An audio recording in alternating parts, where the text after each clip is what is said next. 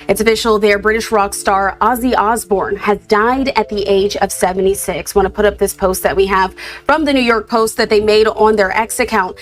Ozzy's death and his powerful legacy. It's with a heavy heart that we share the news that rocked the world. Ozzy Osbourne is the legendary frontman of Black Sabbath and the Prince of Darkness. Has passed away at the age of 76. His family confirmed the news with a simple but heartbreaking message. He died peacefully, surrounded by love. Fans across the globe were stunned. Even though Ozzy had faced many health issues in recent years, his spirit had always seemed unbreakable. And now, after decades of loud music, wild performances, and raw honesty, his voice has finally gone quiet. But what Ozzy leaves behind is far louder than any silence. His death marks the end of a chapter, but not the end of the story. Ozzy Osbourne was more than a rock star. He was a symbol. From the very beginning, he never followed the rules. He wasn't trained to sing, didn't dress the part of a frontman, and didn't try to please anyone. And maybe that's why people loved him so much, because what you saw was always what you got. On stage, he was electric. His energy didn't come from perfection or careful planning. It came from something wild, something real. Every show felt dangerous, in a good way. You didn't know what would happen. He might sing, scream, or do something totally unexpected. That made people keep coming back. Ozzy wasn't just performing, he was surviving every night, every song, and yet behind that wild energy was a man who truly loved his fans. Ozzy kept touring, performing, and recording even when his health was failing. He pushed through pain, through surgeries, through exhaustion. He refused to stop unless he absolutely had to. To him, music wasn't just a job, it was a duty, a promise. One said that the stage made him feel alive, even when everything else hurt, and fans felt that. They knew he wasn't faking it. Whether he was singing in front of thousands or giving a quiet interview, Ozzy was always himself, raw, honest, and unfiltered. Ozzy also never tried to hide his past. He talked openly about his addictions, his mistakes, and the pain he caused. He didn't make excuses. He didn't pretend to be perfect. Instead, he let people see the truth, and that truth made people trust him even more. Because so many of his fans were going through their own battles. They saw Ozzy fall and rise again, and they thought, if he can get through it, maybe I can too. That kind of honesty is rare, especially in the world of fame and cameras. Ozzy never wanted to be a myth. He wanted to be real, and he was. The news of his passing spread quickly. Major media outlets reported it immediately. Fans gathered in public places, under murals in Birmingham, around his star in Hollywood, in bars and parks, just to be together, to cry and to play his music one more time. Tributes came pouring in from around the world. Metallica's James Hetfield called Ozzy a foundation on which we all built. Post Malone, who worked with him recently, wrote simply, "The honor was mine." Cross generations, musicians of every style, rock, pop, metal, and even rap, paid their respects. Because Ozzy wasn't just a rock legend, he was a voice for everyone who ever felt like an outsider. Streaming platforms exploded with Ozzy's songs. On Spotify and Apple Music, plays of both his solo songs and Black Sabbath classics jumped nearly 1,000% in just hours. People were listening, remembering, and grieving. YouTube saw rare interviews and concert clips shoot to the top of the trending lists. Fans shared their tattoos, their ticket stubs from old concerts, and long posts about how Ozzy's music helped them through hard times. One fan wrote, "Ozzy saved my life without ever knowing my name." That was the kind of connection he created. In Birmingham, city officials announced plans to honor him with a statue or a memorial site. In the UK, government departments began talks about official tributes, including a possible posthumous knighthood, a title many fans believe Ozzy always deserved. A petition called Knight Ozzy in Memory gained over 500,000 signatures within 2 days. He may not have lived to hear Sir Ozzy, but the love and respect people are showing now proves he was a knight in spirit. Ozzy's death is personal to millions. It's not just the loss of a musician, it feels like the loss of a piece of ourselves. For more than 50 years, he was the loud voice in the dark that made people feel less alone. He was the friend you never met, but always understood. His music was raw, messy, and loud, just like life. And now, even in death, that music still speaks. Sharon Osbourne's reaction and her role in Ozzy's legacy while the world mourns Ozzy Osbourne. One person's pain runs deeper than most his. Wife Sharon Osbourne, married for over 40 years. Sharon was more than Ozzy's partner. She was his protector, his manager, his rock, and his fiercest supporter. From helping him through his darkest addictions to rebuilding his career after Black Sabbath, Sharon stood by Ozzy when many others walked away. In his own words, "Without Sharon, I wouldn't have made it." That's why, in the days since his passing, all eyes have turned to her.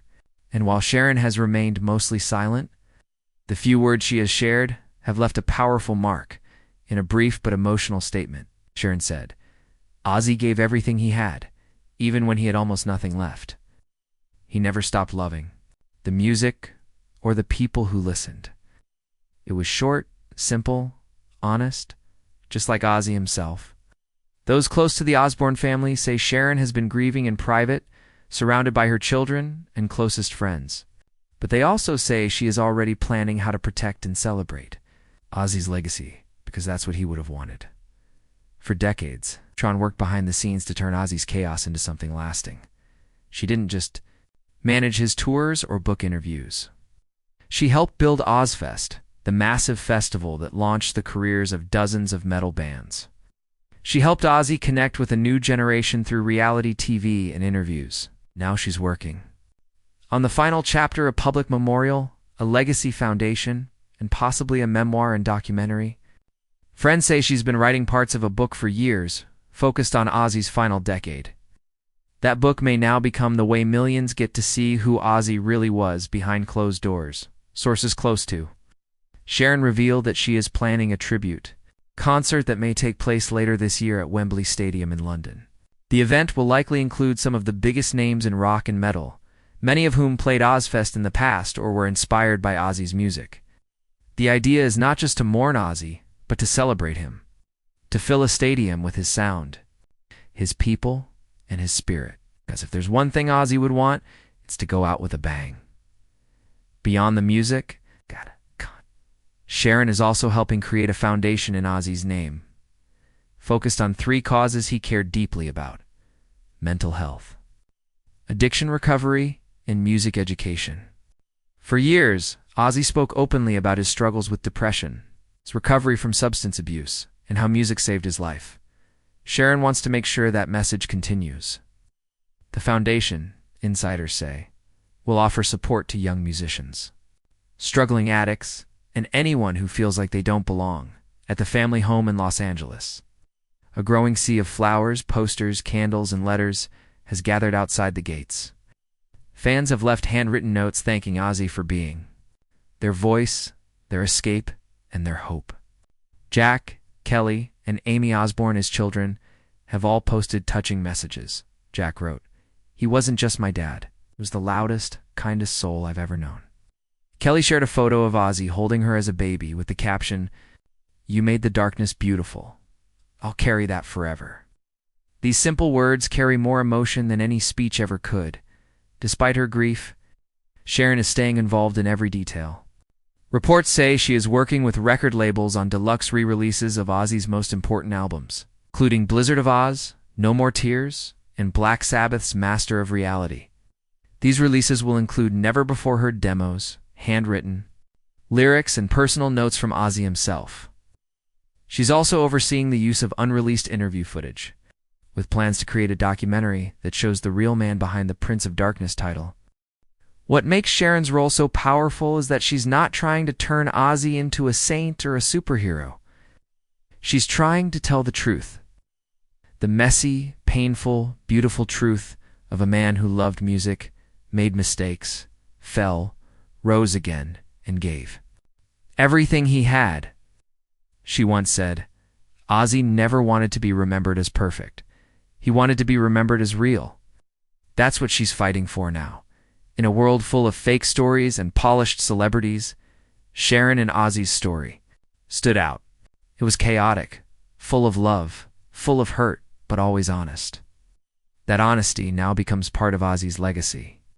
Through Sharon's work, fans will continue to see the man, the music, and the mission that guided him for 5 decades. Whether it's through a concert, a book, or a foundation, Ozzy Osbourne's story is far from over. The global grief and Ozzy's everlasting impact, the world is still in shock. Even days after the announcement of Ozzy Osbourne's passing, the waves of sorrow and celebration of his life continue to spread across the globe. From Birmingham to Los Angeles, from Tokyo to São Paulo, fans are gathering in streets, clubs, concert halls to honor the man who gave them more than just music. He gave them strength, honesty, and identity. It's rare to see this kind of global reaction when a rock icon dies. But then again, Ozzy was never just another rock icon. He was a symbol for anyone who had ever felt broken, different, or misunderstood. In Ozzy, people saw a rebel who wore his wounds like armorand, who never apologized for being himself. In his hometown of Birmingham, England, a candlelight vigil drew thousands of fans to Victoria Square, where people shared stories, sang Iron Man together, and cried openly. Some brought guitars and played his songs into the night. Others simply stood in silence, holding up photos or handwritten letters. One man said, "Ozzy made it okay for me to be weird when I was a kid. He saved my life." That story was repeated over and over. Teachers, factory workers, bikers, students, and even elderly fans all came together. Not because of fame, but because of connection. That's the kind of bond Ozzy created. All across the United States, major cities held impromptu tributes. In Los Angeles, the legendary Sunset Strip went dark for a full minute in Ozzy's honor. Symbolic silence for the loudest voice rock had ever known.